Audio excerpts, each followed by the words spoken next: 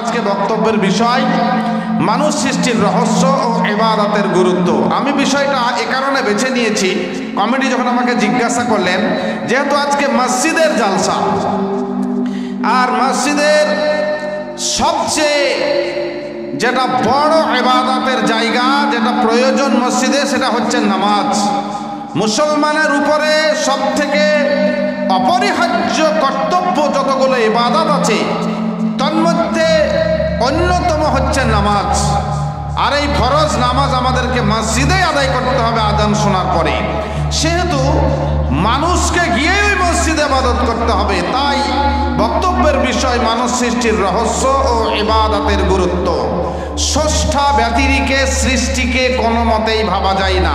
যে আয়াত আমি আপনাদের সামনে পড়েছি পবিত্র কোরআন সূরা বাকারা আয়াত নাম্বার 21, ইয়া আইয়ুহান নাস উবুদু রাব্বাকুমুল্লাযী খলাকাকুম ওয়াল্লাযীনা মিন ক্বাবলিকুম লাআল্লাকুম তাত্তাকুন। মহান আল্লাহ বলেন, ইয়া আইয়ুহান নাস, হে সারা পৃথিবীবাসী, উবুদু, দাসত্ব করো, ইবাদত করো, রাব্বাকুমুল্লাযী খলাকাকুম ওয়াল্লাযীনা মিন ক্বাবলিকুম, যিনি তোমার এবং তোমাদের পূর্ববর্তী গণের স্রষ্টা, অর্থাৎ মানব স্রষ্টার তোমরা ইবাদত করো। স্রষ্টা কে? আমাদের স্রষ্টা। কেমনে তিনাকে আমরা চিনব? কেমনে তিনি আমাদের সৃষ্টি করলেন? আল্লাহ রাব্বুল আলামিন বলছেন, যিনি আমাদেরকে সৃষ্টি করেছেন, রহস্য কৌশল তিনি বলছেন, ওয়া ফিল আরজি আয়াতুল লিল মুকিনিন ওয়া ফি আনফুসিকুম আফালা তুবসিরুন।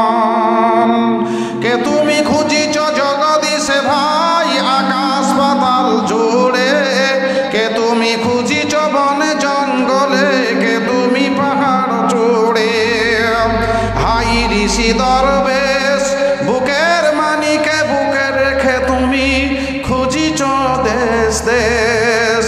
ইচ্ছে অন্ধ আখি খোলো, দেখো দর্পণে নিজি কায়া, দেখিবে তোমার অবয়বে পড়েছে তাহার ছায়া।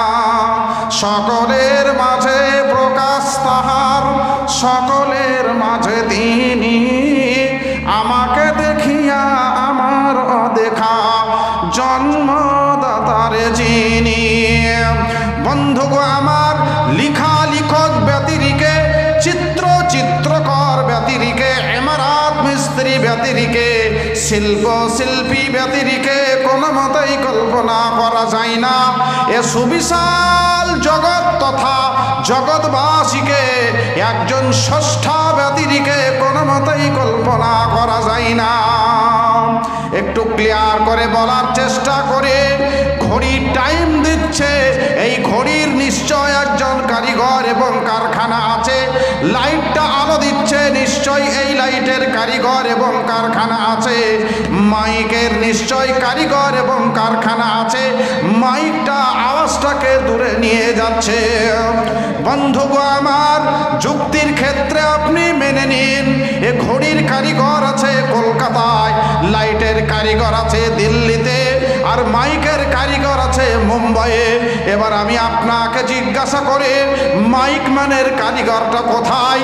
আমি আপনাকে জিজ্ঞাসা করি, যারা ইউটিউব বন্ধুগো আমার, ছোট ছোট ভাইরা এখানে বসে আছে, বলুন তাদের কারিগরটা কোথায়? যতগুলো লোক আপনারা আমার সামনে শ্রোতার বেশে বসে আছেন, আপনি আপনাকে জিজ্ঞাসা করুন, আপনার কারিগরটা কোথায়? কারখানাটা কোথায়? মাইক লাইট ঘড়ির কারিগর আছে, কারখানা আছে। আপনারা বলুন, ওগো পৃথিবীবাসী, ওগো গ্রামবাসী, ওগো গঙ্গাপুর গ্রামবাসী, ওগো ভাবদা গ্রামবাসী, ওগো নেতাজি মোড়ের মানুষেরা, নর নারী নির্বিশেষে আপনারা আপনাদেরকে জিজ্ঞাসা করুন, পৃথিবীর কোন কারখানা থেকে আপনার জন্ম হয়েছে? কোন কারিগর আপনাকে জন্ম দিয়েছে? সারা জীবন যদি আপনারা খুঁজে খুঁজে বেড়ান, সারা পৃথিবীতে কোথাও মানুষ তৈরির কারখানা এবং কারিগর খুঁজে বের করতে পারবেন না। যে আল্লাহ রাব্বুল আলামিন আমাদেরকে সৃষ্টি করেছেন, যিনি আমাদের কারিগর। আল্লাহ কোরআনে বলছেন সূরা আল ইমরান 6 নম্বর আয়াতে তিনি বলছেন হুয়াল্লাযী ইউসাউবিরুকুম ফিল আরহাম কাইফা ইয়াশা। তিনি আল্লাহ ইউসাব্বিরুকুম, আল্লাহ বলছেন আমি তোমাদেরকে বানাই, আমি তোমাদেরকে তৈরি করি ফিল আরহাম, তোমাদের মায়ের পেট নামক কারখানাতে। কাইফা ইয়াশা, যাকে যেমন করে খুশি তাকে তেমন করে। এ আয়াত দ্বারা প্রমাণিত হয় মহান আল্লাহ হচ্ছে মানুষ সৃষ্টির কারিগর, আর আমাদের মায়ের পেটটা হচ্ছে পেট কারখানা, মায়ের পেটটা হচ্ছে মানুষ তৈরির কারখানা, আর আল্লাহ হচ্ছেন কারিগর। আল্লাহ রাব্বুল আলামিন মায়ের পেট নামক কারখানাতে সারা পৃথিবীর মানুষগুলোকে তিনি নিয়ে এসেছেন মায়ের পেট ভায়া করে। মহান আল্লাহ অন্যত্র বলছেন, আল্লাহ রাব্বুল আলামিন বলছেন ফি আইয়ে সূরাতিম মা শাআ রাক্কাবাক।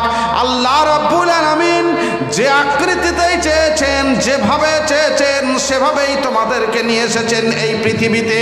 ফি আইয়ে সূরাতিম মা শাআ রাক্কাবাক। এখানে যতগুলো সূরা, যতগুলো চেহারা আছে, সবাই সবারই দিকে একবার একবার করে তাকিয়ে তাকিয়ে দেখেন একজনের সঙ্গে আরেকজনের চেহারার মিল আছে কিনা। যতজন শ্রোতা এখানে বসে আছেন, একজনের সঙ্গে আরেকজনের চেহারার মিল নাই। আমার মা, আমার বোনেরা আড়ালে বসে আছেন, যতগুলো মা বোন বসে আছেন, কোন নারীর সঙ্গে কোন আরেকজন নারীর চেহারার মিল নাই। সম্মানীয় বন্ধুবর আনোয়ারুল হক ফাইজি সাহেবের চেহারার সঙ্গে কুতুবউদ্দিন সাহেবের চেহারার মিল নাই।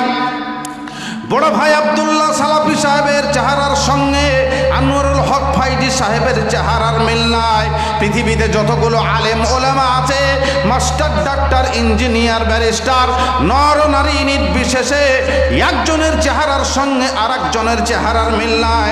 আপনারা বলবেন ভাই আফজাল হোসেন, আমরা দেখেছি সলেহডাঙ্গা মাদ্রাসার হেড মাওলানা আব্দুল গাফফার সাহেব যিনি মারা গেছেন, আর তিনারি ভাই আব্দুস সাত্তার সাহেব 99% দেখতে একই রকমের ছিলেন।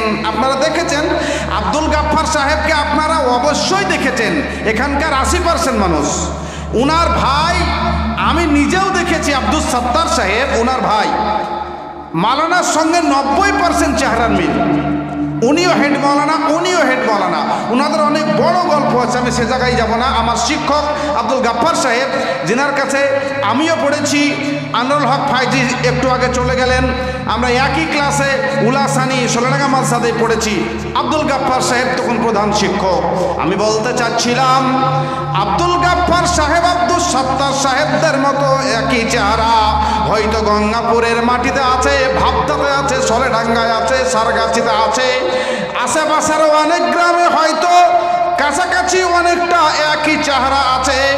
আপনারা বলবেন ভাই আফজাল হোসেন ভাবদার এরকম অনেক মানুষ আছে।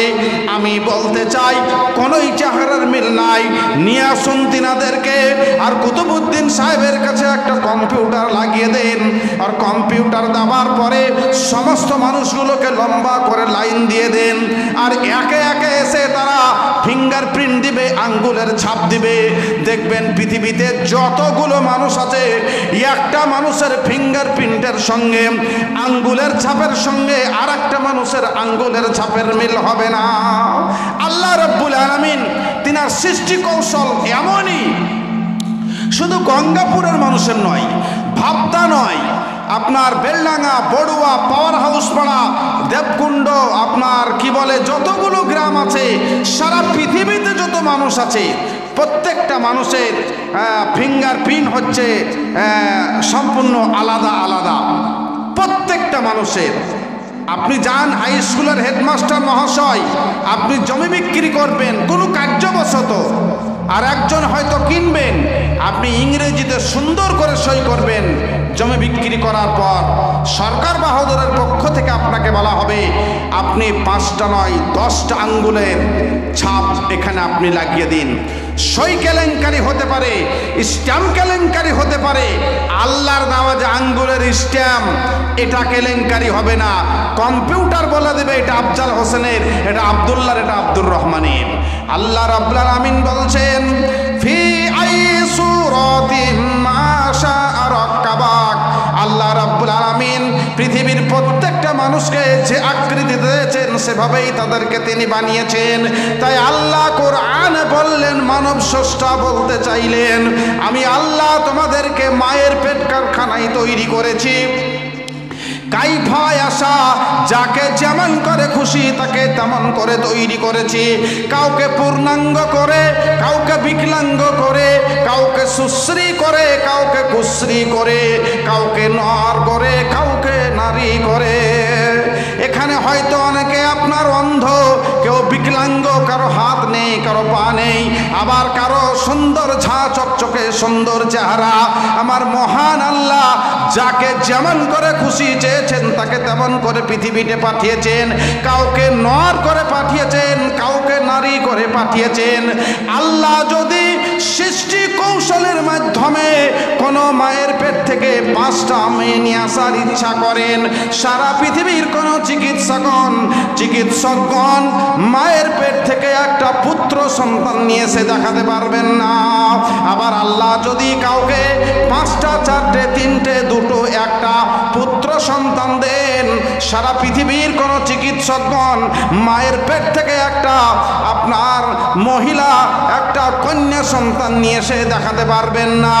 আল্লাহ যদি কোনো মাকে সন্তান না দেন, নিঃসন্তান করে রাখেন, পৃথিবীতে কোটি কোটি টাকা ব্যয় করলে একটা হ্যান্ডিক্যাপ ছেলে নিয়ে এসে চিকিৎসকগণ দেখাতে পারবে না। আল্লাহ দলিল পেশ করছেন কোরআনে সূরা 49 এবং 50 নম্বর আয়াতে আল্লাহ বলেন ইয়াহাবু লিমান ইয়াশাউ ইনাসা ওয়া ইয়াহাবু লিমান ইয়াশাউ আয-যাকার আও ইউযাব্বিজুহুম যুকুরানা ওয়া ইনাসা ওয়া ইয়াজআলু মান ইয়াশাউ আকিমা। ছেলে ছেলে করে কেহ কান্দিয়া বেড়ায়, ছেলে ছেলে করে কেহ কান্দিয়া বেড়ায়, অনেক ছেলে থেকেও চলে মরে যায়। কাউকে দেন আল্লাহ নারী আর নারী, আর কাউকে দেন তিনি নর আর নারী। আর যার প্রতি ইচ্ছা করেন রহমান, সন্তান আদি কিছু না দিয়েই করেন নিঃসন্তান। ইয়াহাবু লিমান ইয়াশাউ ইনাসা, আল্লাহ যাকে চান তাকে শুধু মেয়ে দেন, মেয়ে আর মেয়ে, মেয়ে আর মেয়ে। ওয়া ইয়াহাবু লিমান ইয়াশাউ আয-যুকুর, আল্লাহ যাকে চান তাকে শুধু ছেলে দেন, ছেলে আর ছেলে, মেয়ে নাই। আও ইউযাব্বিজুহুম যুকরানা ওয়া ইনাসা, আল্লাহ যাকে চান তাকে ছেলেও দেন, মেয়েও দেন। ওয়া ইয়াজআলু মান ইয়াশাউ আকিমা, আল্লাহ যার প্রতি ইচ্ছা করেন তাকে বন্ধা করে রেখে দেন। ভেলোর যাওয়ার পরেও 1 কোটি টাকা ব্যয় করে একটা ছেলেও ডাক্তারগণ তাকে উপহার দিতে পারে না। ভাই আমার বন্ধুরা, নিশ্চয় আপনাদের গ্রামে এমন ব্যক্তি আছেন বহু টাকা খরচ করার পরেও নিঃসন্তান। ভাই আমার বন্ধুরা, বলতে চাচ্ছিলাম মহান আল্লাহ তিনি হচ্ছেন মানব স্রষ্টা, আমাদের তিনি সৃষ্টি করেছেন। তিনার সুকৌশল এমনই যেখানে পৃথিবীর চিকিৎসকগণের কোনো কলম চলে না। আমার আল্লাহ বলতে চেয়েছেন এটা। বন্ধুগো আমার, আল্লাহ বলছেন ফাইন্না খালাকনাকুম মিন তুরাবিন সুম্মা মিন নুতফাতিন সুম্মা মিন আলাকাতিন সুম্মা মিন মুযগা। মহাবৈজ্ঞানিক আল্লাহ তুমি, মহাবৈজ্ঞানিক আল্লাহ তুমি সৃষ্টি করেছ মরে। লক্ষ শুকুর জানাই তাই তোমায় বারে বারে। চন্দ্র সূর্য ঘুরছে সদা দিবানিশি ভর, গ্রহ তারাই সব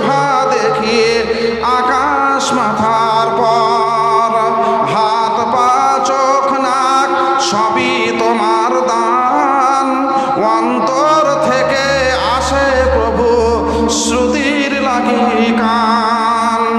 মায়ের পেটে জন্মে শিশু, জলের পেটে মাছ, ভূমির পেটে কত সম্পদ, লাখ রকমের গাছ। মদের যৌবন রূপ লাবণ্য, মদের যৌবন রূপ লাবণ্য, পারি না রাখতে ধরে, এই তো তোমার মহাবিজ্ঞান মিশবে মাটির ঘরে। এই আয়াতের তর্জমা আমি করব সূরা হজ আয়াত নম্বর 5। মানব সৃষ্টির রহস্যের উপরে আমি আলোচনা করছি, তবে 2 মিনিট একটু সময় চেয়ে নিই আপনাদের কাছে। আজকে মসজিদের উন্নতি কল্পে জালসা, আপনাদের মনে আছে, আপনারা হ্যান্ডবিলেও পড়েছেন। আজকে জালসা প্রধানত তেনাদের যেটা উদ্দেশ্য, মসজিদের যথেষ্ট কিছু কাজ বাকি আছে, সেই কাজটাকে শেষ করার উদ্দেশ্যে আপনাদের আজকের এই জালসার প্রধান উদ্দেশ্য।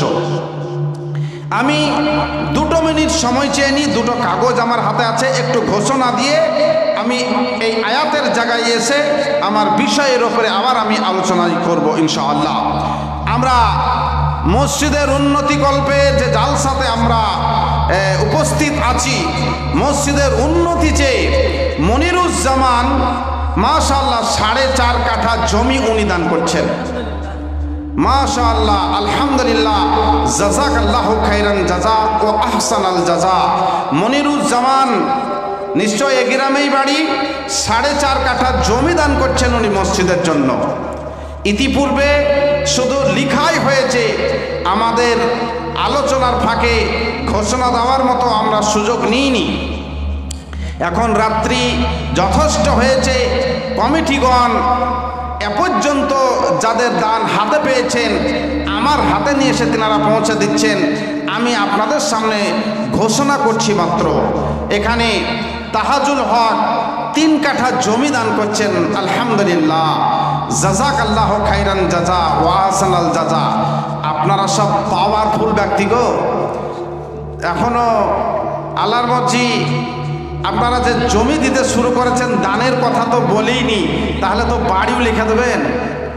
আপনাদেরকে বাড়িটা লিখে দিতে বলছি না আমি, মানে নাই চাইতে যখন ও তাহাজুল হক ইনি মারা গেছেন নাকি, ওনার পক্ষে তাহাজুল হক উনি ইন্তেকাল করেছেন, মারা গেছেন।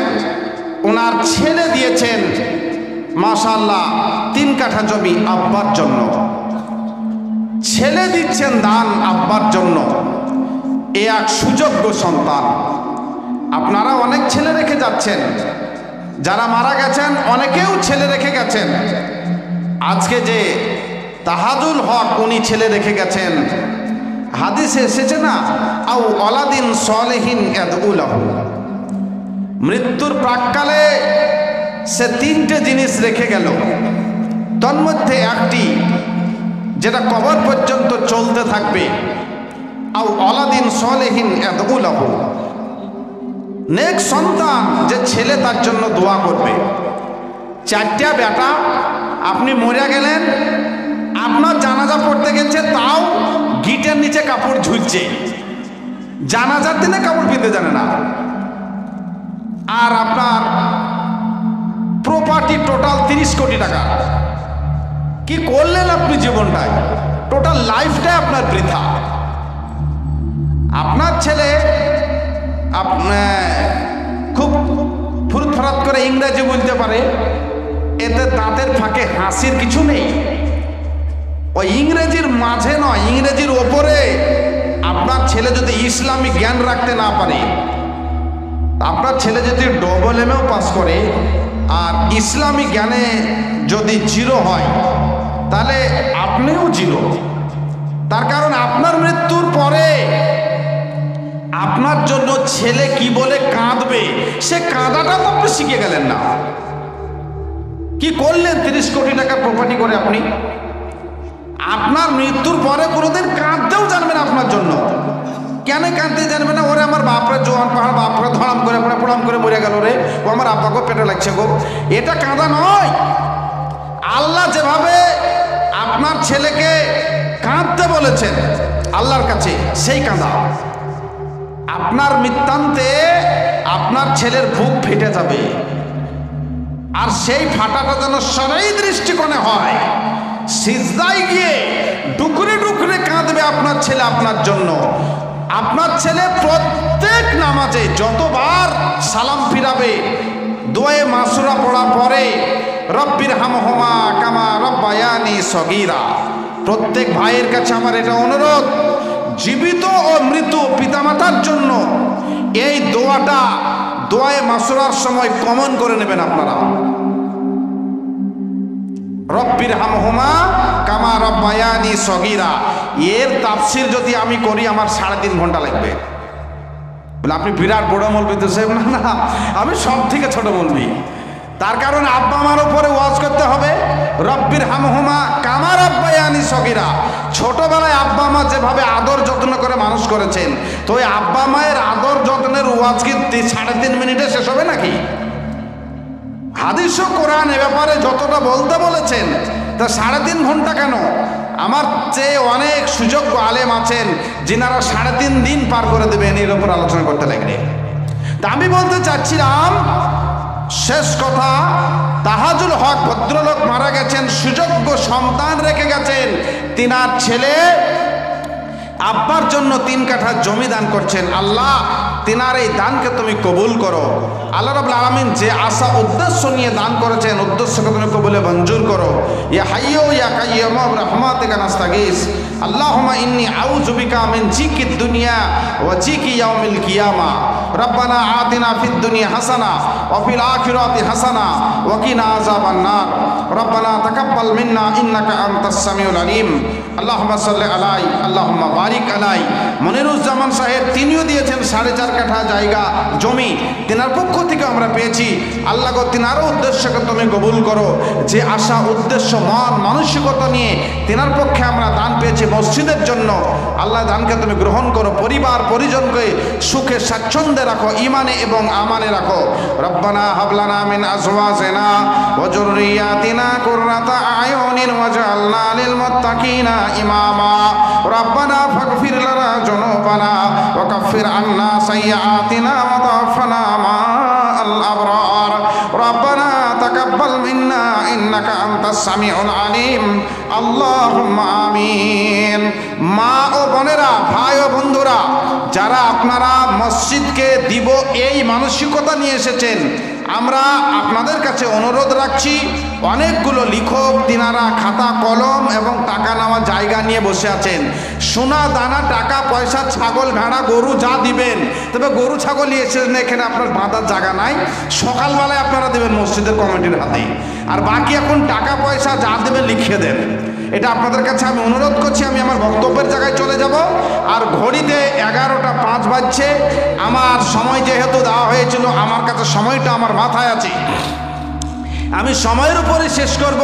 যেহেতু আজকে প্রত্যেকটা বক্তাকে আপনার ব্যক্তিকে, প্রত্যেকটা আলেমকে, শায়েখকে, প্রত্যেকটা আলোচককে সময়ের উপরে নির্দিষ্টভাবে আলোচনা করানো হয়েছে। আমিও আমার সময়ের দিকে লক্ষ্য রেখে আমিও 11:30টায় ইনশাআল্লাহ শেষ করব। আমি আমার সময়ের দিকে লক্ষ্য রেখে আমি 10:25-এ উঠেছি। তো যাক, জি আচ্ছা, তো আমি আমার সময়ের দিকে লক্ষ্য রেখেই আমি বক্তব্য শেষ করব। কারণ সময়ের আগে সময়কে অবশ্যই গুরুত্ব দিব। অন্যান্য জায়গায় যা করি, তবে এখানে সেটা করছি না। সময়ের দিকে লক্ষ্য রেখে ইনশাল্লাহ বক্তব্য শেষ হবে। আমি আপনাদের কাছে অনুরোধ রাখছি, মসজিদের জালসা মা বোনদের কাছে আমার আবেদন যে আপনারা আপনাদের মূল্যবান দান কমিটিদের হাতে আপনারা লিখাবেন। আলোচনা চলবে, দানও চলবে। আবার আপনাদের দান হাতে পেলে ইনশাআল্লাহ ঘোষণা দেব। আমার আলোচনা ছিল আপনাদেরকে সঙ্গে এবং সাথে নিয়ে মানুষ সৃষ্টির রহস্য ও ইবাদতের গুরুত্ব এর ওপরে। তো মানুষ সৃষ্টি আপনারা জানেন একজনের থিওরি, সমস্ত বৈজ্ঞানিকের নয়, একজনের থিওরি। মানুষ এসেছে বলেন কি থেকে? আপনারা যেটা জানেন অনেকেই, বাঁদর থেকে। মানে আমরা যারা এখানে আছি সবাই বাঁদরের বাচ্চা। আপনারা আবার রাগটা করিয়েন না যে মৌলানা সাহেব ছোট মুখে বড় কথা, আপনি আমাদেরকে বাঁদরের বাচ্চা বলছেন, আমিও সামিল তার ভিতরে। ভাই, এটা আমাদের কথা নয়, এটা চার্লস ডারউইনের একটি মন্তব্য, চার্লস ডারউইনের থিওরি। তিনি বলেছেন মানুষ এসেছে বানর থেকে। ইসলাম এর কতটা গুরুত্ব দেয় জানেন? মানুষ এসেছে বানর থেকে আপনার যিনি থিওরি পেশ করেছেন তার গুরুত্ব ইসলামে এতটাই যে ঘোড়ার ডিমের মতো। আমাদের দেশের ঘোড়ার ডিমগুলো একটু লম্বা, তো গঙ্গাপুরের ঘোড়ার ডিম গোল না চওড়া আমি জানি না, তবে আমাদের দেশে যে ঘোড়াতে ডিম পড়ে লম্বা লম্বা মানে ঘোড়ার যেরকম ডিম নেই, ইসলামে এই চার্লস ডারউইনের মতের কোনো জায়গা নেই, ঘোড়ার ডিমের মতো গুরুত্ব।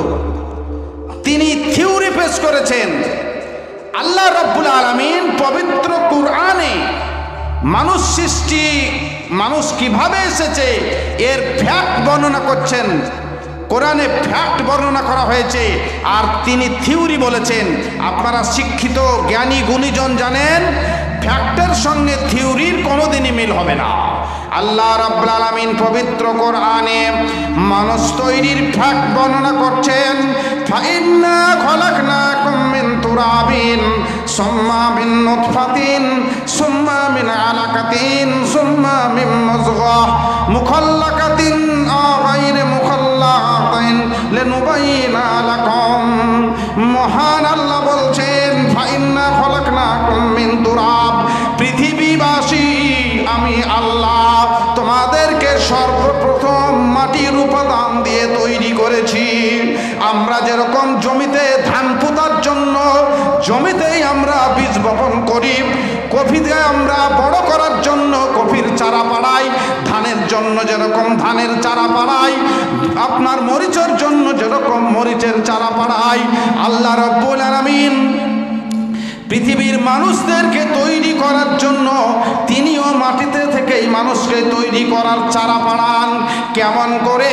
বন্ধুগো আমার, মাটি থেকে যে খাবার উৎপন্ন হয়, গম হয়, ধান হয়, আপেল হয়, কমলা হয়, নাশপাতি হয়, কলা হয়, বিভিন্ন ধরনের যে জমিন থেকে খাবার তৈরি হয়, ওই খাদ্য খাবার তৈরি করে ওই খাদ্য থেকে পিতা মাতার শরীরে আল্লাহ পৌঁছে দেন। ওই খাবার খাওয়ার পরে পিতা মাতার শরীরে তৈরি হয় স্পর্শমজ্জন এবং ওভাম, মায়ের শরীরে তৈরি হয় ডিম্বাণু, আর পিতার শরীরে তৈরি হয় শুক্রকীট। তাই মহান আল্লাহ বললেন ফাইন্না খলাকনাকুম মিন তুরাব, আমি আল্লাহ সর্বপ্রথম তোমাদেরকে তৈরি করেছি মাটির উপাদান দিয়ে। সুম্মা মিন নুতফা, অতঃপর আমার আল্লাহ বলছেন তোমাকে আমি তৈরি করেছি দ্বিতীয় ধাপে মায়ের পেটে নুতফা, অর্থাৎ বীর্য আকারে। সারা পৃথিবীর মানুষগুলোকে 40 দিন পর্যন্ত আল্লাহ মায়ের পেটে রেখেছেন। মহান আল্লাহ বলছেন সুম্মা মিন আলাকা, অতঃপর পৃথিবীবাসীকে আমি আল্লাহ মায়ের পেটে আলাকা রূপে তৈরি করেছি। আলাকা চিকিৎসা বিজ্ঞানের ভাষায় বলা হয়েছে ব্লাস্টোসিস্ট, যেটা হচ্ছে চোখের মতো দেখতে। সারা পৃথিবীবাসীকে দ্বিতীয় 40 দিনে আমার আল্লাহ মায়ের পেটে লাল রক্তের গোটা হিসাবে রেখেছেন। কোরআনের সূরা হজের 5 নম্বর আয়াতে আপনি খুললেই দেখতে পাবেন সুম্মা মিন আলাকা। আলাকা মানে হচ্ছে রক্তপিণ্ড, লাল একটি রক্তের গোটা। সারা পৃথিবীর মানুষগুলোকে একদা আল্লাহ মায়ের পেটে দ্বিতীয় 40 দিনে রক্তের গোটা করে রেখেছিলেন। আল্লাহ বলছেন সুম্মা মিন মুযগাহ, তৃতীয় 40 দিনে মানে প্রথম 40 দিনে পৃথিবীর মানুষগুলো মায়ের পেটে বীর্য, দ্বিতীয় 40 দিনে মায়ের পেটে পৃথিবীর মানুষগুলো লাল রক্তের গোটা, আর তৃতীয় 40 দিনে সুম্মা মিন মুযগাহ সারা পৃথিবীর মানুষগুলো মায়ের পেটে মাংসের গোটা। সারা পৃথিবীর মানুষ মানে তৃতীয় 40 দিনে মায়ের পেটে মুযগাহ, মাংসপিণ্ড, মাংসের গোটা। বন্ধুগো আমার, সভাপতি সাহেব শায়েখ সাহেব, মাওলানা সাহেব, হাজি সাহেব, নামাজি সাহেব, মাস্টার সাহেব, ডাক্তার সাহেব, সারা পৃথিবীর নর, সারা পৃথিবীর নারী, সারা পৃথিবীর মানুষগুলো মায়ের পেট কারখানাতে একদা মাংসের গোটা ছিল। আপনি ছিলেন, আপনি ছিলেন, আপনি ছিলেন, আপনি ছিলেন। পৃথিবীর মানুষ সবাই মায়ের পেটে মাংসের গোটা ছিলেন। ওগো আব্দুল্লাহ, ওগো আব্দুর রহমান, ওগো আব্দুল সাত্তার, ওগো আয়সা, ওগো সালমা, ওগো ফাতেমা, ওগো তুলিকা, ওগো বালিকা, ওগো টুম্পা, ওগো ঝুম্পা, ওগো পিঙ্কি, ওগো রিঙ্কি, আমি আপনাদের জিজ্ঞাসা করতে চাই, বলুন আপনারা নর নারী নির্বিশেষে ওই মাংসের গোটা থেকে আপনার এই সুন্দর কম্পিউটার খানা, আপনার এই সুন্দর বডি খানা কে বানিয়েছেন? পৃথিবীর কোনো চিকিৎসকের পক্ষে সম্ভব নয়, পৃথিবীর কোনো চিকিৎসকের পক্ষে কোনো মতেই সম্ভব নয়। ওই মাংসের গোটা থেকে আফজাল হোসেন বানিয়ে দিবে, ওই মাংসের গোটা থেকে আব্দুল্লাহ সালাফি সাহেব বানিয়ে দিবে, ওই মাংসের গোটা থেকে আপনার ডক্টর জাকির নায়েক তৈরি করে দিবে, মাংসের গোটা থেকে কাবা শরীফের প্রধান ইমাম আব্দুর রহমান সুদাই মহাশয়কে বানিয়ে দেবে। পৃথিবীর কারো পক্ষে সম্ভব নয়। মহান আল্লাহ বলেন সূরা মুমিনুনের 14 নম্বর আয়াতে, আল্লাহ বলছেন ফাখালাকনাল মুযগাতা ইজামা, পৃথিবীবাসী আমি আল্লাহ ওই মাংসের গোটাকে আমি হাড়ে রূপান্তরিত করি, আর মাংসের হাড়ে রূপান্তরিত হওয়ার পরে ফাঁকা সাউনাল ইজামা লাহমা, আল্লাহ বলছেন বান্দারে ওই মাংসের ওই হাড়ের উপরে মাংস চাপিয়ে দিয়ে চামড়া দিয়ে সুন্দর করে ছাউনি দিয়ে একখানা স্ট্রাকচার, একখানা বডি আমি আল্লাহ মায়ের পেট কারখানাতে বানাই। পৃথিবীর প্রত্যেকটা মানুষকে মায়ের পেট কারখানাতে এভাবে তার অবয়বটাকে, তার বডিখানাকে আল্লাহ বানিয়েছেন। ওই মানব বডিটাকে আল্লাহ বানানোর পরে মায়ের পেটে একটা সংরক্ষিত জায়গায় তিনি রেখে দিয়েছেন।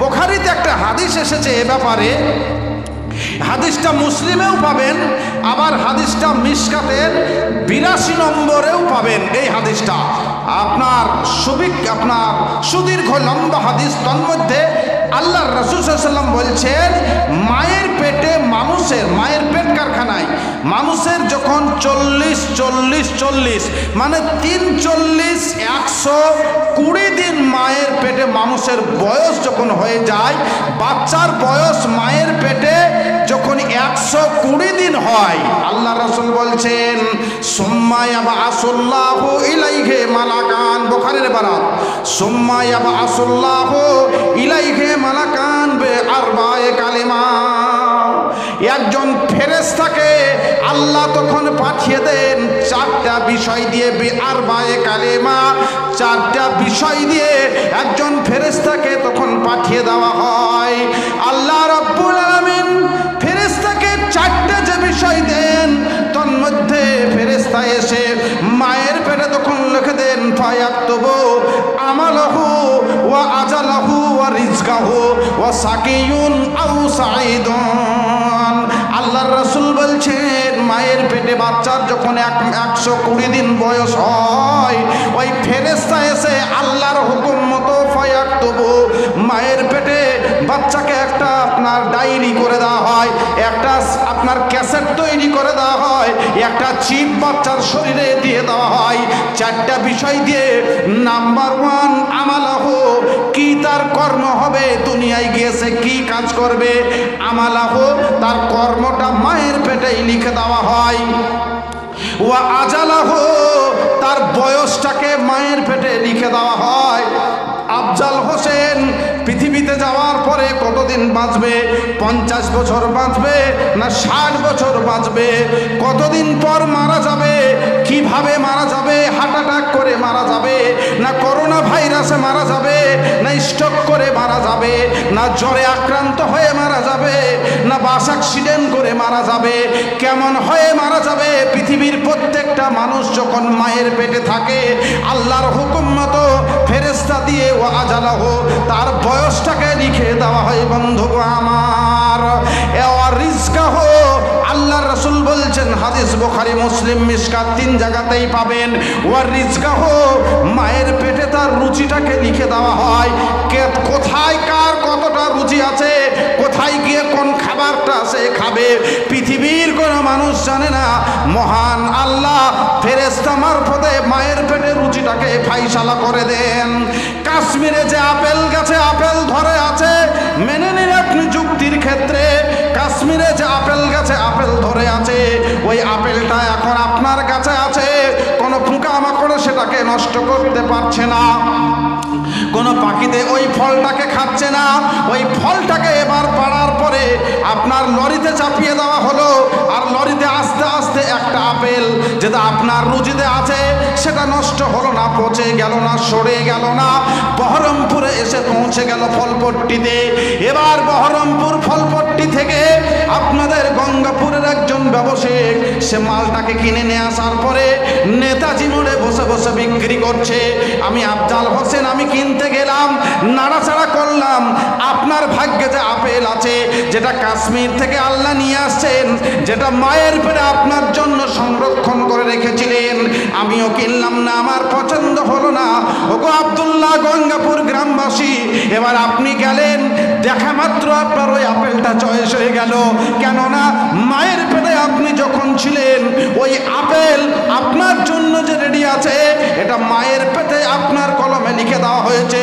ওয়ারিজকাহু, ওই আপেল আপনি খাবেন, পৃথিবীর কোনো পোকামাকড়, পৃথিবীর কোনো পাখি, পৃথিবীর কোনো মানুষের রুচিতে যাবে না, আপনার জন্যই সেটা রেডি আছে, আপনি কিনবেন এবং আপনি খাবেন।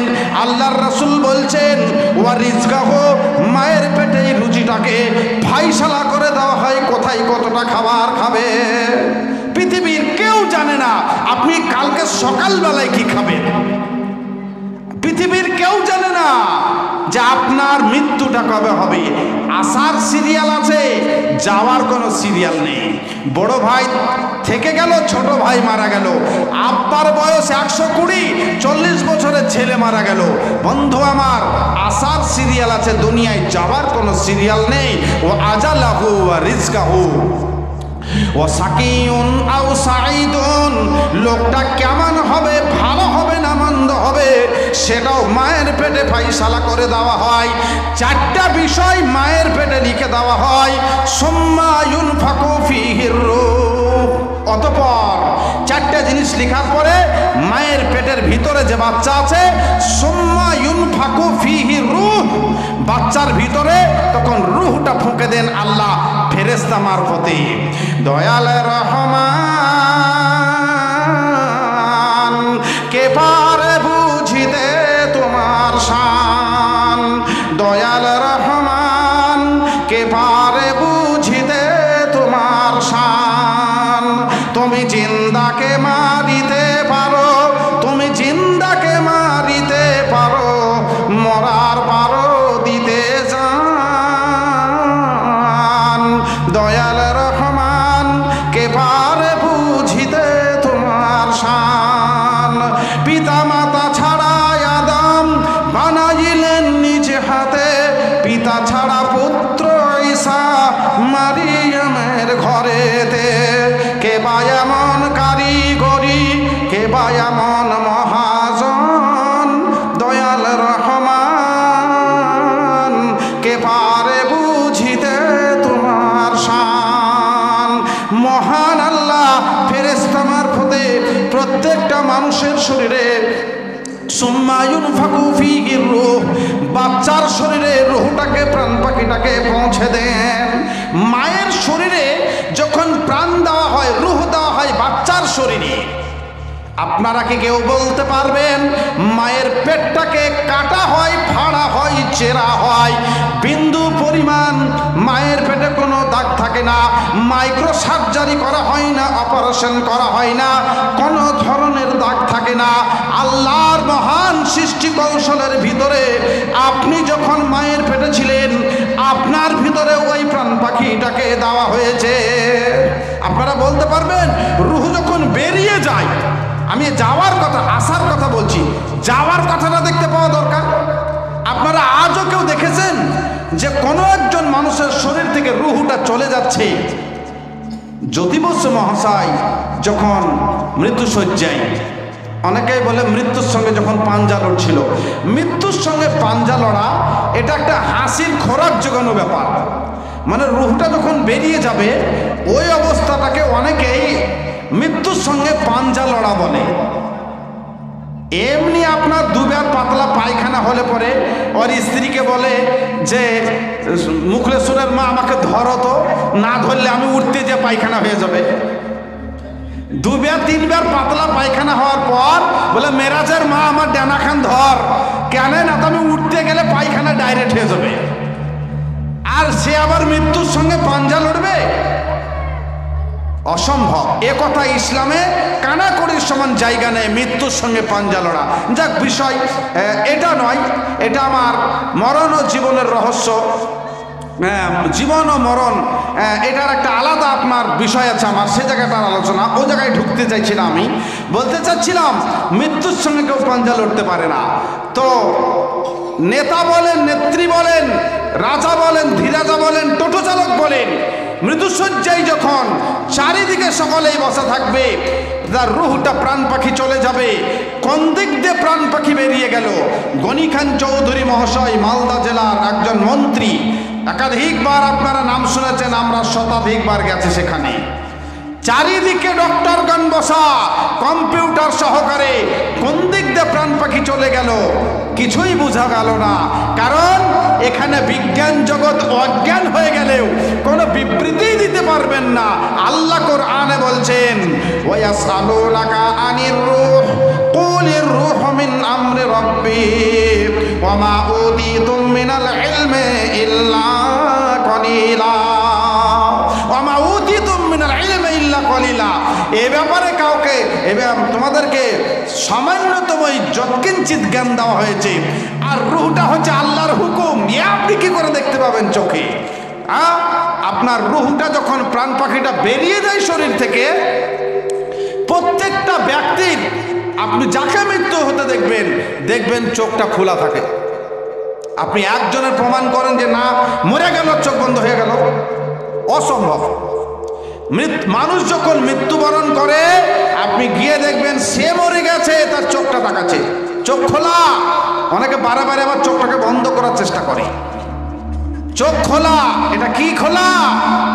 হাই রে প্রাণ পাখি, আমার ধর থেকে গেল, আমার বডি থেকে গেল, আর বডি থেকে প্রাণ পাখিটা চলে গেল। চক্ষু তার ওই রুহুর দিকে তাকিয়ে থাকে।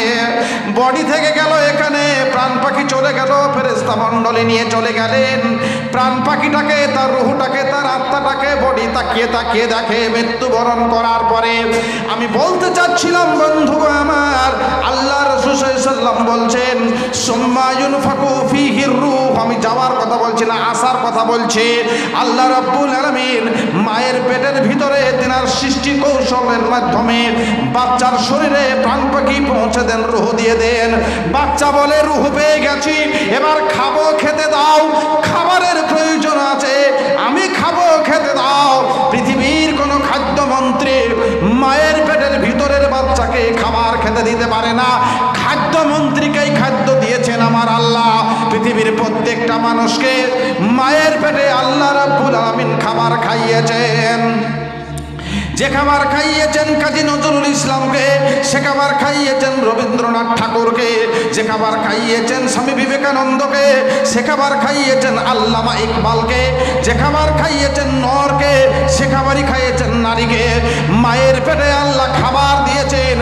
মায়ের শরীরের যে মিন্স আছে, ওই মিন্স রক্তটাকে রিফাইন করে মায়ের নাড়ি দিয়ে নিয়েছে, বাচ্চার নাড়িকে এক জায়গা করে দিয়ে, এটা মায়ের নাড়ি আর এটা বাচ্চার নাড়ি, দুই নাড়িকে এক জায়গা করে দিয়ে বন্ধুগো আমার, নাড়ির সাহায্যে বাচ্চাকে আল্লাহ রাব্বুল আলামিন খাবার খাইয়েছেন।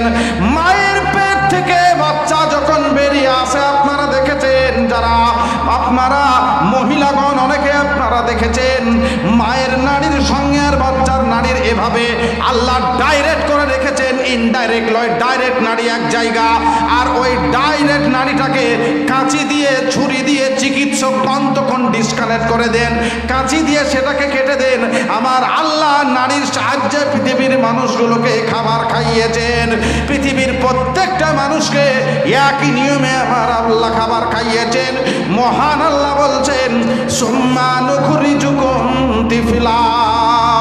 ওরে পৃথিবীবাসী, আমি আল্লাহ আমার সৃষ্টি কৌশলের মাধ্যমে মায়ের পেট কারখানা থেকে সুম্মা নুখরিজুকুম তিফলা, মায়ের পেট থেকে আমি তোমাকে একটা বাচ্চা আকারে নিয়ে এসেছি, সাধারণ একটা বাচ্চা। তার কারণ এসে সেই জাকির নায়ক হয়ে যায়নি, কারণ বাচ্চা আকারে এসেছে। আল্লাহ কোরআনে বলছেন পৃথিবীর প্রত্যেকটা মানুষই তাই আমরা মায়ের পেট থেকে আসার পরে ট্যা ট্যা কুহা কুহা করে কান্না করেছি। নবী ঈসা বাদে আমরা সকলে ট্যা ট্যা কুহা কুহা করে কান্না করেছি। রক্তে পড়ে মায়ের, আপনারা মায়ের যে শরীরের বেরিয়ে যাওয়া রক্ত, মায়ের কষ্টের যে বাচ্চা হওয়ার যে আপনার প্রস্রাবের রক্ত, সেই রক্ত মাখা শরীর নিয়ে ট্যা ট্যা কুহা কুহা করে মায়ের পেট থেকে এসে আমরা কান্না করেছি। মহান আল্লাহ বলেন সূরা নাহলের ৭৮ নম্বর আয়াত, ওয়াল্লাহু আখরাজাকুম মিন বুতুনি উম্মাহাতিকুম লা তা'লামুনা শাইআ। আল্লাহ রাব্বুল আলামিন বলছেন তিনি তোমাদের মায়ের পেট থেকে এমন অবস্থায় নিয়ে এসেছেন লা তা'লামুনা শাইআ, সে সময় তোমার কোনো কিছু জানা ছিল না, ভালো জানা ছিল না, মন্দ জানা ছিল না, লাভ জানা ছিল না, লস জানা ছিল না, পৃথিবীর কোনো ভাষা জানা ছিল না, বাংলা জানতে না, ইংরেজি জানতে না, হিন্দি জানতে না, আরবি জানতে না, অসমিয়া জানতে না, ফার্সি জানতে না, একটাই জানা ছিল ট্যা ট্যা কুহা কুহা কান্না, কান্না আর কান্না। তাছাড়া লা তা'লামুনা শাইআ, কোনো কিছুই তোমার জানা ছিল না। জনম দুঃখিনী মা তখন বলেছেন আমার বুকের মানিককে আমার বুকে নিয়ে এসে দাও। বাচ্চা ট্যা ট্যা কুহা কুহা করে কান্না করছে। বাচ্চার কান্না কেমনে বন্ধ হবে? মা যখন বাচ্চাকে বুকে জড়িয়ে ধরে নিয়ে পৃথিবীর সেরা খাবার মায়ের বুক থেকে বাচ্চার মুখে যখন মা দিয়েছেন, বন্ধুগো আমার, আপনি পৃথিবীতে আসার 6 মাস আগে আমার আল্লাহ মায়ের বুকে খাবারকে গরম করে রেখেছেন, কচি কণ্ঠে যাতে আস্তে করে খাবার পৌঁছে যায়। তার জন্য মায়ের দুধের বুটির ভিতরে একাধিক সূক্ষ্ম সূক্ষ্ম ক্ষুদ্র ক্ষুদ্র আপনার ফুটো রেখেছেন, এত সূক্ষ্ম সূক্ষ্ম যা কচি কণ্ঠে দুগ্ধ যেতে কোনো অসুবিধা হবে না। আপনাকে আল্লাহ এভাবে তিনি খাবার পৌঁছে দিয়েছেন। জিহাদের ময়দানে মানুষ এক সময় রক্তাক্ত হয়ে যায়, আপনার বিভিন্ন জায়গায় রক্তে রক্তাক্ত হয়ে যায়। আপনার মা, আমার মা, আপনি যখন দুনিয়াতে এসেছিলেন, আমি এসেছিলাম, 10 মাস 10 দিনের কথা, 10 মাস 10 দিনের ব্যথা মা আপনাকে দেখা মাত্র ভুলে গিয়েছিলেন। মহব্বতের টাওয়ার মায়ের অন্তরে আল্লাহ বসিয়ে দিয়েছেন। 10 মাস 10 দিন কষ্ট দিয়েছিলি রে বেটা, 10 মাস 10 দিন কষ্ট দিয়েছিলি রে বিটি, তোর গলায় টিপন দিয়ে মেরে ফেলে দিব তোকে। না না না না, আমার আল্লাহ মায়ের অন্তরে শক্তিশালী পাওয়ারফুল মহব্বতের টাওয়ার বসিয়ে দিয়েছেন। মা যেমনই বাচ্চাকে দেখেছেন, সমস্ত ব্যথা বেদনা চেতনা ভুলে গিয়ে মা বলেছেন আমার বুকের মানিককে আমার বুকে নিয়ে এসে দাও। প্রশংসা কি করিব আমি মাতা ও পিতার, যাদের জন্য দেখিয়াছি মুখ দুনিয়ার। হাই রে প্রসবকালে ব্যথা জননীর, যে ব্যথাই ঘুম নাই চোখে পড়শের, বাঁচিবারও আশা নাই। হায় হায় হায়, প্রসব হইল ছেলে এমন সময়, উঠিতে না পারে মুখে না সরে জবান, ইশারাতে বলে ছেলে আমার কাছে আনো। যখন আনিয়া ছেলে মায়ের কাছে দিল, হাই রে দরদি মাথা বুকে ধরে নিল। মনে মনে বলে ওরে টুকরো কলিজার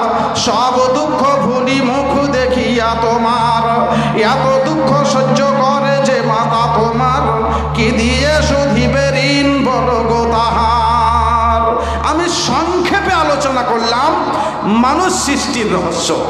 আল্লাহ রাব্বুল আলামিন জমিন থেকেই খাবার রেডি করে, খাবার থেকে বীর্য, বীর্য থেকে রক্তপিণ্ড, তা থেকে মাংসপিণ্ড, তারপরে হাড়, তার হাড়ের উপরে মাংসের চামড়া ছাউনি দিয়ে মায়ের পেট কারখানা ভায়া করে সুম্মা নুখরিজুকুম তিফলা, বাচ্চা আকারে পৃথিবীতে তিনি আমাদের নিয়ে এলেন।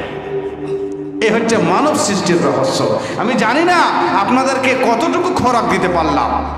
আল্লাহ রাব্বুল আলামিন বলছেন তাই, ইয়া আইয়ুহান নাস, হে পৃথিবীবাসী, উবুদু, দাসত্ব করো, ইবাদত করো, রাব্বাকুমুল্লাযী খলাকাকুম ওয়াল্লাযীনা মিন ক্বাবলিকুম, যিনি তোমার ও তোমাদের পূর্ববর্তী গণের স্রষ্টা, অর্থাৎ যিনি মানব স্রষ্টা, তার তোমরা ইবাদত করো।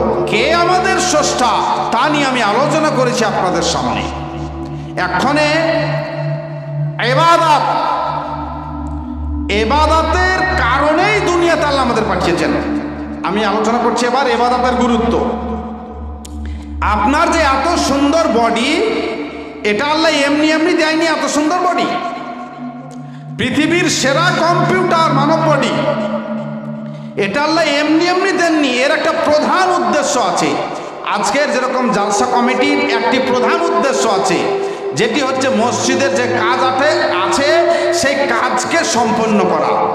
এটা জালসা কমিটির অনেকগুলো লক্ষ্য ও উদ্দেশ্য, তন্মধ্যে একটি অন্যতম উদ্দেশ্য যেটা হচ্ছে মসজিদের জন্য আপনাদের কাছে কিছু অর্থ সাহায্য নিয়ে মসজিদের কাজটাকে সম্পন্ন করা। এটা আজকে জালসা অনেকগুলো উদ্দেশ্যের ভিতর থেকে এটি একটি উদ্দেশ্য।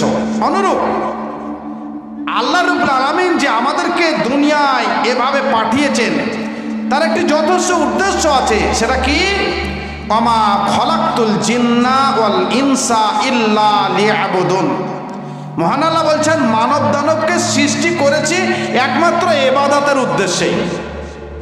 আচ্ছা, আজকে আপনারা নিজেকে জিজ্ঞাসা করুন তো, ফজরের নামাজ কজন পড়েছেন? অর্থাৎ জামাতের সাথে কজন পড়েছেন? আপনি আপনাকে জিজ্ঞাসা করুন, যে ইবাদত না করলে সঠিক মত অনুযায়ী শরঈ দৃষ্টিকোণে মুসলিম রেজিস্টার বুকে আপনার নামই থাকবে না। যে ইবাদত যদি আপনি ছেড়ে দেন, যে ইবাদত আপনি যদি পাকাপাকি বেনামাজি হয়ে যান, তাহলে পরে মুসলিম রেজিস্টার বুকে আপনার নাম থাকবে না। আপনি আপনাকে জিজ্ঞাসা করুন, আজকে কি আপনি ফজরের নামাজ পড়েছেন? না, বলছেন আজ পড়িনি। কালকে? না। পরশুদিন? না। তাহলে তো আপনি পার্মানেন্ট বেনামাজি। তা আপনি বলুন, মহান আল্লাহ আপনাকে পৃথিবীতে নিয়ে এসেছেন তার প্রধান কারণে নামাজ পড়ার জন্য। আর অনেকগুলো ইবাদত আছে, কিন্তু নামাজ এমনই একটি ইবাদত যা মুসলিম রেজিস্টার্ড বুক আপনাকে নাম রাখতে হলে নামাজ পড়তে হবে। তো আপনি এই ইবাদত বলছেন আমি পার্মানেন্ট বন্ধ রেখেছি, তো তাহলে আপনি কোথায় আছেন? আপনি আপনাকে জিজ্ঞাসা করুন না। আপনারা 112-এরও বেশি ওয়াজ শুনেছেন ইবলিসের ওয়াজ।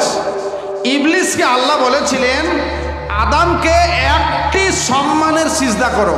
কটা? একটা। আদমকে একটি সম্মানের সিজদা করো।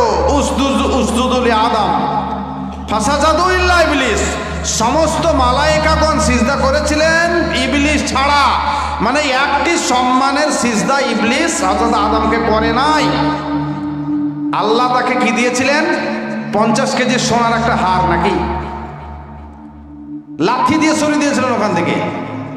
তার মন্ত্রিত্ব কেড়ে নিয়েছিলেন, ফেরেশতাদের মন্ত্রী করে রেখেছিলেন আল্লাহ তাকে। একটি সিজদা না করার জন্য তার মন্ত্রিত্ব কেড়ে নিয়ে ঘাড় ধাক্কা দিয়ে বের করে দিয়েছিলেন। একটা সিজদা। আচ্ছা, এবার আপনি আপনাকে জিজ্ঞাসা করুন তো, জীবনে কত ওয়াক্ত নামাজ পড়েননি? তাহলে আপনি কোথায় দাঁড়িয়ে আছেন? ইবলিস দূর থেকে বলবে, স্যালুট গুরুদেব, তুমি আমার গুরু। মানে ও তো এক সিজদা না করা প্লেয়ার, আর আপনি তো নামাজ মানে শত সিজদা না করা টিমে ভর্তি আছেন। আপনি বড় মাঠে খেলেন, যে টিমে কোনো সিজদা নেই। এই গো ভাই, আজকে জালসা মসজিদের জন্য। তা আপনি বলুন, নামাজ থেকে কেন আপনি দূরে আছেন? আমি আলোচনা করছি মানব সৃষ্টির রহস্য, তারপরেই দ্বিতীয় পাঠ শুরু হয়েছে ইবাদতের গুরুত্ব। তা আপনি এই কমন ইবাদত থেকে পিছিয়ে আজকে নয়, আপনি এখনই তওবা করুন, এখনই। তার কারণ আপনি এখান থেকে উঠে বাড়ি যাবেন, এরকম গ্যারান্টি কার্ড পৃথিবীর কোনো চিকিৎসক, পৃথিবীর এমন কোনো টেকনোলজি নেই যে আপনাকে বলে দিতে পারে আপনি এখান থেকে উঠে বাড়ি যেতে পারবেন, কোনো গ্যারান্টি নেই। ফলে আপনি এখনই এ জায়গায় বসে তওবা করুন, আস্তাগফিরুল্লাহাল্লাযী লা ইলাহা ইল্লা হুয়াল হাইয়ুল কাইয়্যুম ওয়া আতুবু ইলাইহি। আর মনে মনে কেঁদে দিয়ে আল্লাহকে বলুন, আল্লাহ, জীবনে বিশেষ করে আমার দ্বারা যত নামাজ কাজা হয়েছে, আমার ছুটে গেছে, আগামীতে আমি আর জীবনে কোনোদিন নামাজ ছাড়বো না। আমি দোয়া পড়েছি, একক পড়েনি, হয়তো শুক্রবারে গেছি, মাঝে ফাঁকে গেছি, মাঝে ফাঁকে যাইনি, এরকম যাদের রোগ আছে বা যারা হয়তো একেবারে আসছেন না, সকলে ইখলাসের সঙ্গে তওবা করতে হবে, তওবা নাসুহা। ভাই আমার বন্ধুরা, ইবাদতের একটা আমি অন্যতম দিক আপনাদের সামনে তুলে ধরলাম। আমি বলতে চাচ্ছি, আল্লাহ রাব্বুল আলামিন পৃথিবীতে পাঠিয়েছেন আমাদেরকে একমাত্র ইবাদতের উদ্দেশ্যে। আপনারা এরকমটা ভাববেন না যে মাওলানা তাহলে শুধু কি নামাজটাই ইবাদত? কখনো নয়। শুধু কি রোজাটা ইবাদত? কখনোই নয়। শুধু কি কালেমা ইবাদত? কখনোই নয়। নামাজ, রোজা, হজ, যাকাত, কালেমা, টুপি, দাড়ি, পাঞ্জাবি, পায়জামা, বৈবাহিক অনুষ্ঠান, জানাজা অনুষ্ঠান, এর ভেতরেই ইবাদত সীমাবদ্ধ নয়, বরং এগুলো ইবাদতের একটা দিক। ইবাদতের পূর্ণ ব্যাখ্যা ঠিক এরকমটি হবে। ব্যক্তি জীবনে, পারিবারিক জীবনে, সামাজিক জীবনে, রাষ্ট্রীয় জীবনে তথা আন্তর্জাতিক জীবনে গোলামি হবে আল্লাহর। আল্লাহ যেটা নিষেধ করেছেন সেটা না করা, আল্লাহ যেটা আদেশ করেছেন সেটাকে পুঙ্খানুপুঙ্খভাবে করা, এর নাম হচ্ছে ইবাদত। যেরকম নামাজ পড়া ইবাদত, নামাজ না পড়াও ইবাদত, রোজা রাখা ইবাদত, রোজা না রাখাও ইবাদত। আপনারা বলবেন এতদিনে একটা ভালো মৌলবি বলেছে, সামনে রোজা আসছে, রোজা না রাখা ইবাদত। হ্যাঁ, এরকম মৌলবি সাহেব না নিলে হয়? আল্লাহ হেফাজত করুন আমাদের। এই নামাজ এইভাবে ছাড়ার কথা বলেনি ভাই। যে সময়ে নামাজ নিষেধ আছে, নিষিদ্ধ সময় আছে কিছু নামাজে, যেরকম নফল নামাজগুলো সূর্য যখন উঠবে, সূর্য যখন ডুববে, সূর্য যখন মাথার উপরে, তখন নফল নামাজ, সুন্নাত নামাজ নিষেধ, ফরজ নামাজ নয়। কিন্তু এ ফতোয়া ভালো করে মনে রাখবেন। আপনি ঘুম থেকে উঠলেন, উঠেই হাত্তা আস্তাই কাজা ফাসল্লে, ফজরের আপনি আপনার আজান শুনতে পাননি, যখনই ঘুম থেকে উঠবেন তখনই নামাজ পড়বেন। আপনি একক নামাজ পড়ছেন, আর এক ওয়াক্তের বেলায় সূর্য ডুবে গেল, এক রাকাত পড়ছেন, আর এক রাকাতের বেলায় সূর্য ডুবে গেল, আপনি নামাজ আদায় করবেন যদি সেটা ফরজ নামাজ হয়। তার কারণ আপনি জোহরের সময় নামাজ পেলেন না, আসর পর্যন্ত অপেক্ষা করবেন, তো আসর পর্যন্ত আপনি বেঁচে থাকবেন, এ কার খেয়ে দিয়েছে আপনাকে? আপনি জোহরের বেনামাজি হিসাবে লিস্টে আপনার নাম উঠে গেল না, যে জোহরের নামাজ পড়েনি, ফেরেশতারা ওটা লিখা নেবে এই জোহরের নামাজ না পড়া মাল। ফলে নিষিদ্ধ সময়ে নামাজ পড়বেন না, সুন্নাত নফল নামাজ। আর নফল রোজাও তাই, ফরজ রোজাও, আপনার নফল রোজাও। মেয়েরা যদি ফরজ রোজা যে সময় শরীয়তকে নিষেধ করেছে, শরীয়তে নিষিদ্ধ সময় আছে, সেই সময় যদি মেয়েরা বলে আমি না তাও থাকবো, এই রোজার মাসের রোজা আমি ছাড়বো না, আমার যেমন তাই হোক, হবে? ওই সময় রোজা ছেড়ে দেওয়া ইবাদত। স্বামী বলছে নফল রোজা রাখিও না, রোজা না রাখাই তখন ইবাদত। দলিল বলেন, এই হাদিসটা আবু দাউদে আছে। সাফওয়ান ইবনে মুআত্তালের স্ত্রী আল্লাহর রাসূলকে গিয়ে বলছেন, আল্লাহ রাসূল সাল্লাল্লাহু আলাইহি ওয়াসাল্লামের কাছে গিয়ে পৌঁছে গিয়ে বলছেন, আল্লাহর রাসূল গো, ইয়াজরিবুনি ইজা সাল্লাইতু ওয়া ইউফাত্তিরুনি ইজা সুমতু ওয়া লা ইউসাল্লিল ফাজরা হাত্তা তাতলুআ আশ-শামস। আল্লাহর রাসূল আমার স্বামী সাফন ইবনে মুআত্তাল ইয়াজরিবুনি ইজা সাল্লাইতু, আমি যখন নামাজ পড়ি তখন আমার স্বামী আমাকে মারতে লাগে। এরকম আছেন নাকি নামাজের অবস্থায় বউ পিটানো লোক? ইয়াজরিবুনি ইজা সাল্লাইতু, হাদিস সহিহ। ইয়াজরিবুনি আমাকে মারে, ইজা সাল্লাইতু আমি যখন নামাজ পড়ি। আল্লাহুস সামাদ। ইয়াজরিবুনি ইজা সাল্লাইতু আমি যখন নামাজ পড়ি তখন আমাকে মারে।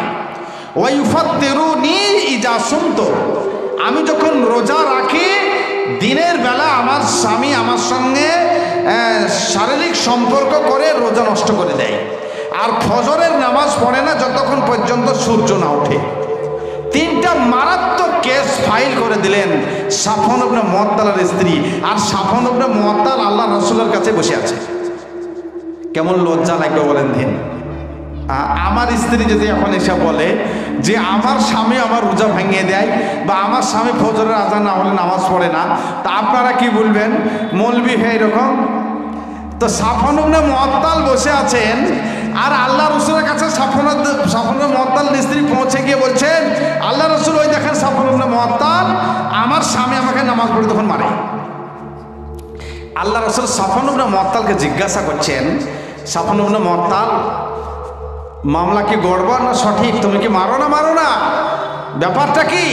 সাফন ইবনে মুআত্তাল বলছেন, আল্লাহ রাসূল গো, আমি অবশ্যই আমি আমার স্ত্রীকে মারি নামাজের অবস্থায়। আল্লাহ রাসূল বললেন, কেন সাফন ইবনে তুমি মারো? সাফন ইবনে মুআত্তাল বলছেন, আল্লাহ রাসূল আমি এ কারণে আমার স্ত্রীকে মারি, আমি যখন মাঠ থেকে আসি, ঘাট থেকে আসি, বাইরে থেকে আসি, বাড়িতে যখন পৌঁছাই আমাকে অত্যন্ত ক্ষুধা পায়, আমি ক্ষুধার্ত হই, আমি ক্ষুধার কারণে সহ্য করতে পারি না।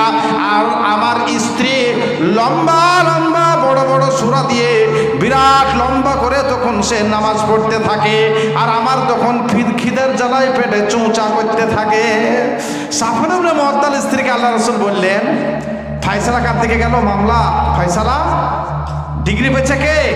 সাফন ইবনে মুআত্তাল। সাফন ইবনে মুআত্তাল স্ত্রীকে বলছেন, নামাজ ছোট করতে হবে আর স্বামীর কথা শুনতে হবে। ওয়ায়ুফাত্তিরুনি ইজা সুমতু, সাফন ইবনে মুআত্তাল স্ত্রী বলছেন, আল্লাহ রাসূল রোজা ভাঙিয়ে দেয় এটা বলেন? সাফন ইবনে মুআত্তাল, রোজা ভাঙাও? যে হ্যাঁ আল্লাহ রাসূল। এরকম কেস কেন? আল্লাহ রাসূল আমি জওয়ান মানুষ, আমার বয়স কম, আমি জওয়ান মানুষ, আল্লাহ রাসূল আমি আমার স্ত্রীকে যখন বলি তুমি আমার কাছে এসো আমার প্রয়োজন আছে, আল্লাহ রাসূল গো আমার স্ত্রী বলে আমি রোজা আছি। আবার যখন আমি আমার স্ত্রীকে বলি কোনোদিন আমার কাছে ডাকে আমার প্রয়োজনের জন্য, আমার স্ত্রী বলে আমি রোজা আছি, প্রায় সে রোজা রাখে। যখনই তাকে আমি আমার প্রয়োজনে ডাকি সে বলে আমি রোজা আছি, আল্লাহর রাসূল তখন আমি ধৈর্যের বাঁধ ভেঙে ফেলি। সব বুঝতে পারছেন আপনারা, খুলে বলা কিছু প্রয়োজন নেই। সাফন ইবনে মুআত্তালের স্ত্রীকে আল্লাহ রাসূল বলছেন, শোনো, কোন মেয়ের জন্য এটা বৈধ নয় যে তার স্বামীর পারমিশন ব্যতিরেকে নফল রোজা রাখবে। তার স্বামীর পারমিশন নিতে হবে। সে যদি বলে রোজা রাখবে না তো রোজা রাখবে না।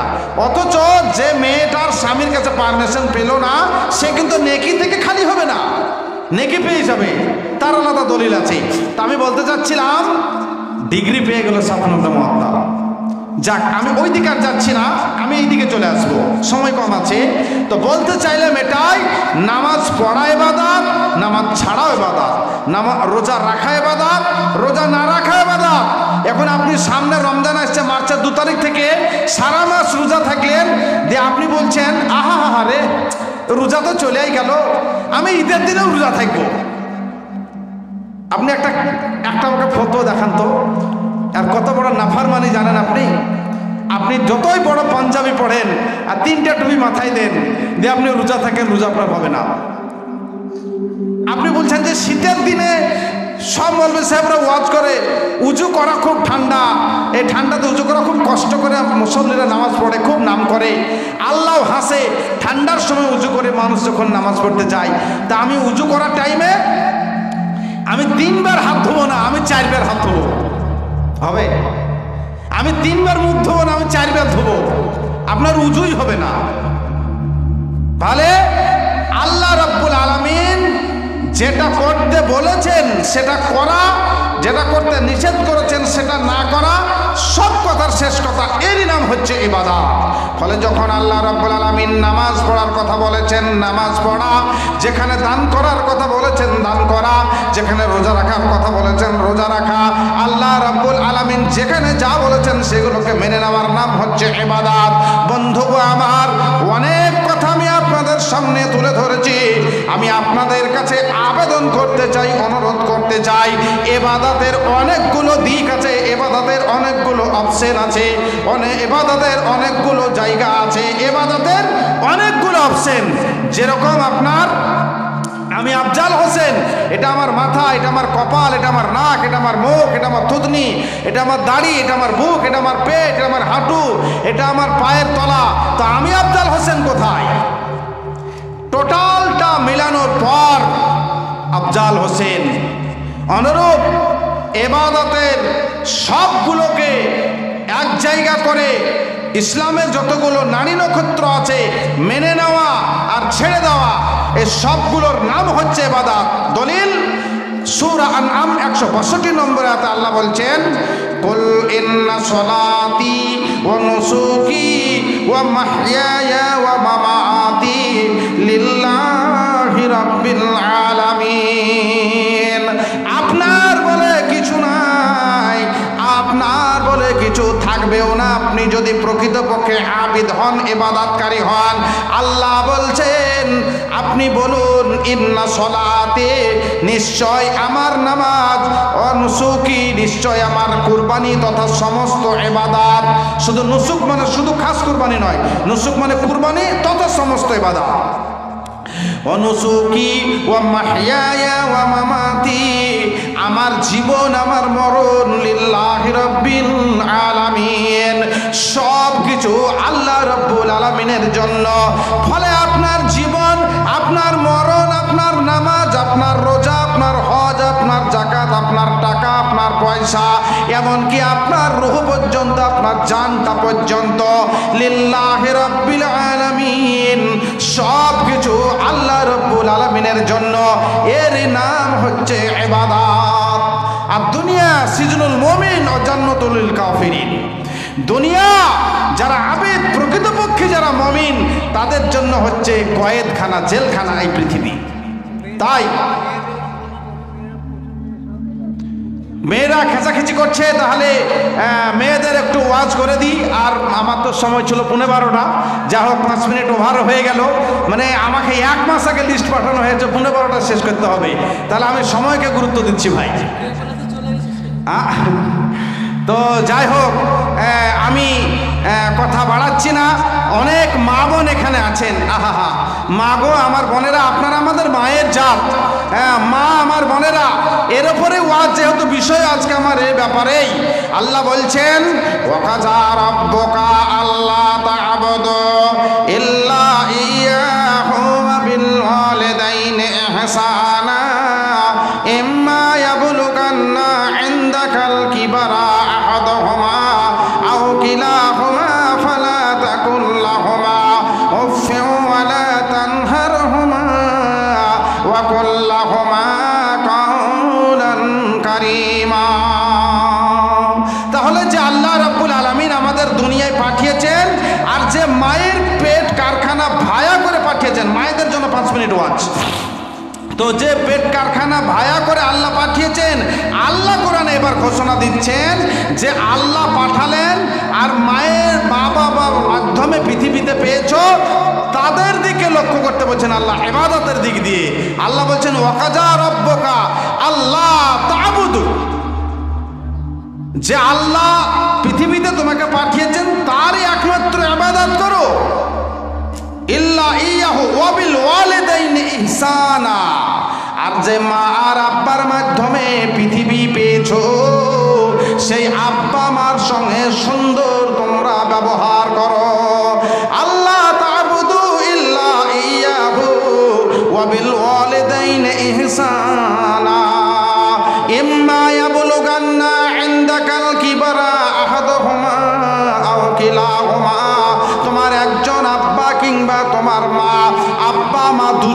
কিংবা শুধু আব্বা মা, শুধু মা, তাদেরকে যদি তোমরা কাছে পেয়ে যাও, ফালা তাকুল্লাহুমা উফফিন ওয়ালা তানহারহুমা, যেই মা যে আব্বা তোমাকে কথা বলা শিখিয়েছে, সেই আব্বাকে সেই মাকে তুমি সজোরে তুমি কথা বলো না।